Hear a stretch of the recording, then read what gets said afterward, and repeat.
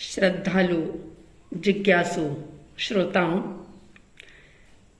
वर्षा काल प्रारंभ होने का समय आया और बहुत सौभाग्यशाली हैं आप और हम कि 4 महीने की बजाय 5 माह तक लगातार बाकी सारे सांसारिक कार्यों से मुक्त होकर के आत्म साधना करने का, आत्मनिरीक्षण करने का, दानशील तप भाव आदि के द्वारा कर्मों की निर्जरा करने का एक सुंदर अवसर अपने सामने उपस्थित हुआ है।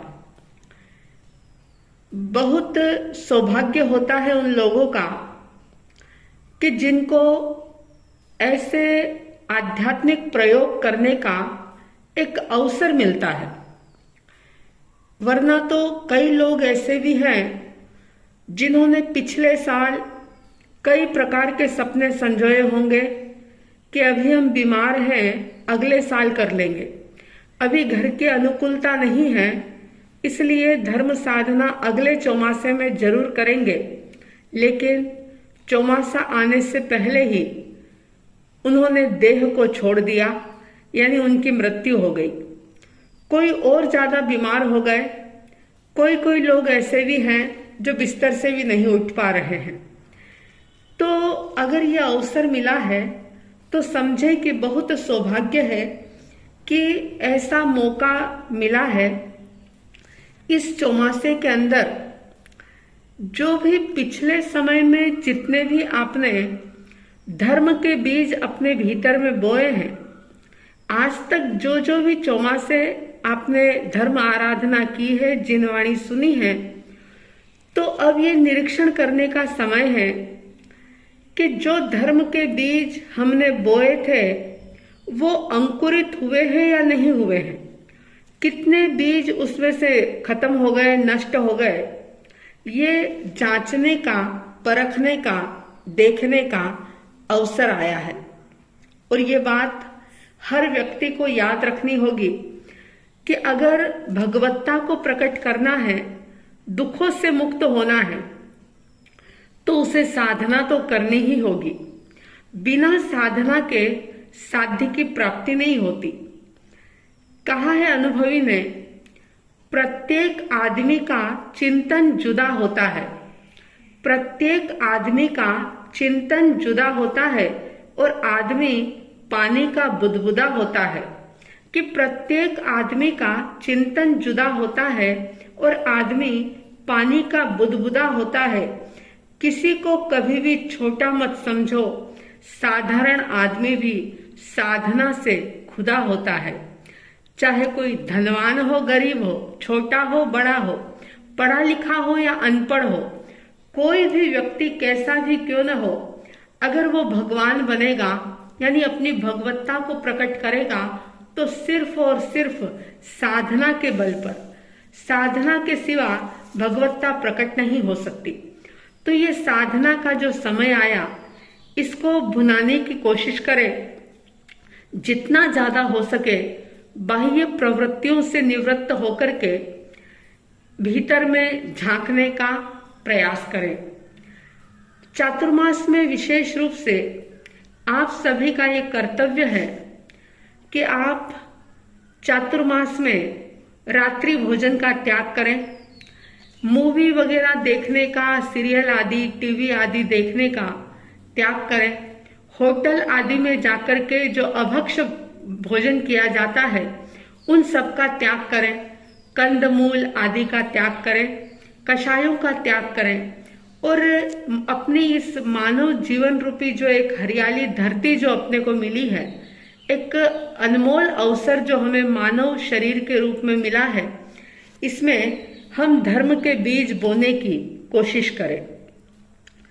और धर्म के बीज 4 प्रकार से बोए जाते हैं: दान, शील, तप और भाव।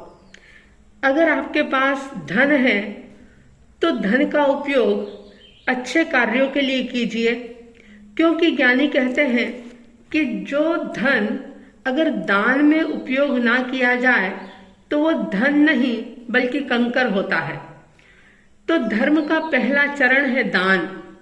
ज्यादा से ज्यादा अपने धन का सदुपयोग करते हुए दान धर्म की आराधना कीजिए। दूसरे नंबर पर आता है शील। शील का मतलब सदाचार का पालन, संयम मर्यादाओं का पालन और एक ऐसा जीवन जिसमें लिमिटेशन हो, हर चीज की मर्यादा हो, संयम हो, विवेक हो। क्योंकि जिस व्यक्ति के जीवन में सदाचार ना हो, यानी अच्छा आचरण ना हो, संयम और शील की सुगंध ना हो, वैसा जीवन पशु के समान होता है। आकृति से इंसान, लेकिन प्रकृति उसकी पशु जैसी होती है। तो हर चीज के अंदर संयम, मर्यादा और विवेक रखने का प्रयास करें। तीसरे नंबर पर आता है तप। तप कई प्रकार के होते हैं, जिसकी चर्चा मैं पहले भी कई बार कर चुकी हूं कि इस चातुर्मास में अपनी अपनी शक्ति, अपना अपना सामर्थ्य, अपनी अपनी भावना के अनुसार कोई न कोई तप जरूर करें। तप धर्म की आराधना करें। जो भी आपसे बन पड़े जरूर उस तप की आराधना करें। और चौथे नंबर पर आता है भाव। आप जानते हैं कि जो भव भ्रमण से छुटकारा पाने की जो एक चाहत होती है ना, उसी को भाव कहते हैं। दूसरे भाव जो हैं वे विभाव कहे जाते हैं। वे संसार को बढ़ाने वाले होते हैं। लेकिन इस जन्म मरण की श्रृंखला से मैं कैसे छूटूं, ये जो एक भावना होती है ना, वो इच्छा जो कि दान के लिए भी जरूरी है, शील के लिए भी जरूरी है और तप के लिए भी जरूरी है। यानी कि दान के साथ भी आपका शुभ भाव जुड़े। जो भी नियम या मर्यादा का आप पालन कर रहे हैं, उसके साथ भी आपके अंदर एक अहोभाव जागे।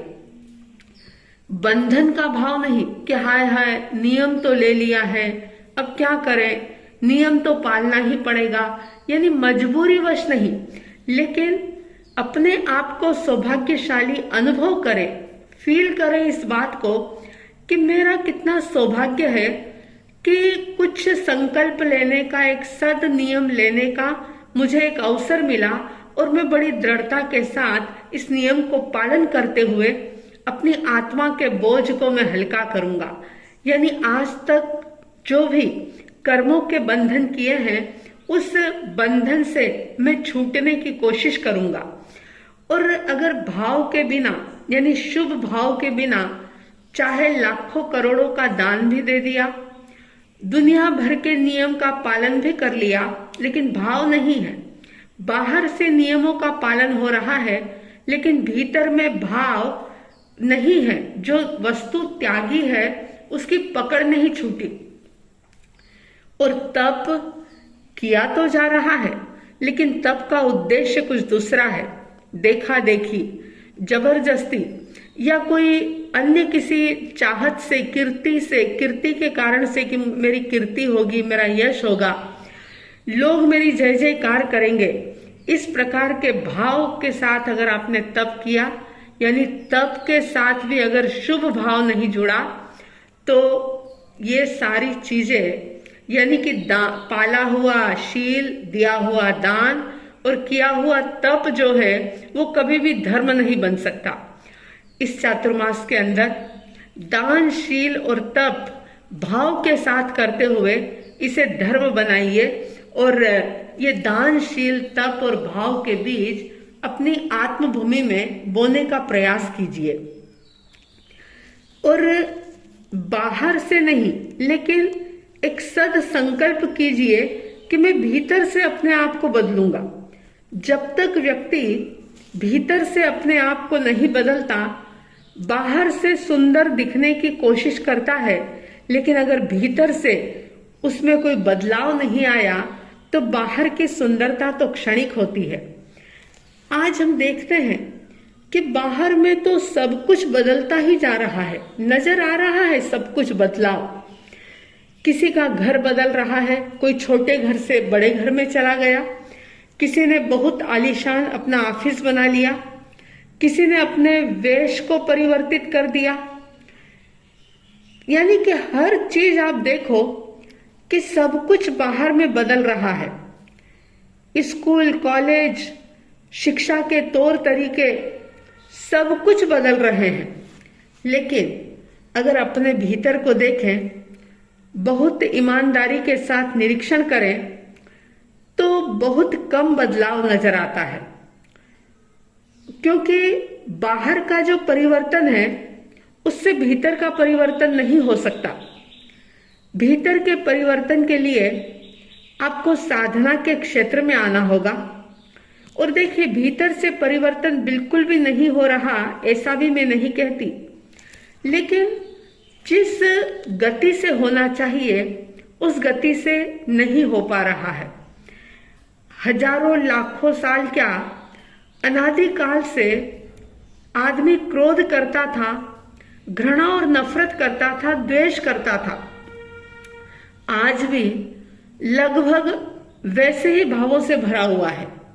या यूं कह दूं कि बल्कि पहले की अपेक्षा प्रतिक्रिया के, प्रतिशोध के बहुत नए नए तरीके व्यक्ति ने इजाद कर लिए और वे तरीके बड़े हिंसक हो गए हैं, घृणित हो गए हैं।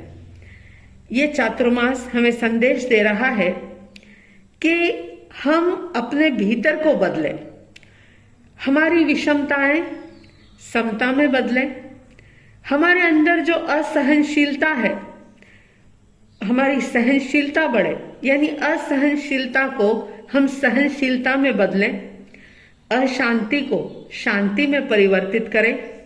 जो भीतर में वैर का भाव है, द्वेष का भाव है, उसे हम प्रेम में कन्वर्ट करें। अगर हमने भीतरी जगत में कुछ बदलाव किया तो ही ये चातुर्मास का समय अपने लिए सार्थक होगा, वरना बाहर की क्रियाएं कितनी भी कर ली और आत्म तत्व का बोध नहीं किया, खुद के भीतर की सफाई नहीं की, तो ऐसी अवस्था में बाहर का बदलाव, बाहर की क्रिया बहुत ज्यादा लाभ नहीं दे पाएगी। तो साध्वी द्वय की तरफ से आप सभी के लिए ये प्रेरणा है कि आप इस सवाय वर्षावास में, यानी कि 5 महीने का, यानी 1 महीना जो हमें बोनस के रूप में मिल रहा है, 5 महीने का विशेष रूप से लाभ उठाइए। ज्यादा से ज्यादा समय आत्मचिंतन में, स्वाध्याय में, अनुप्रेक्षा में, स्वाध्याय आदि के अंदर ज्ञान ध्यान में अपना समय बिताते हुए इस चातुर्मास को सफल और सार्थक बनाइए। तो मैं उम्मीद करती हूँ कि आप लोग ज्यादा से ज्यादा प्रेरणा को प्राप्त करके अपने जीवन में आंतरिक रूपांतरण लाने का पुरुषार्थ और प्रयास करेंगे। इन्हीं शुभ मंगल भावनाओं के साथ जय प्रभु महावीर, जय गुरु आनंद।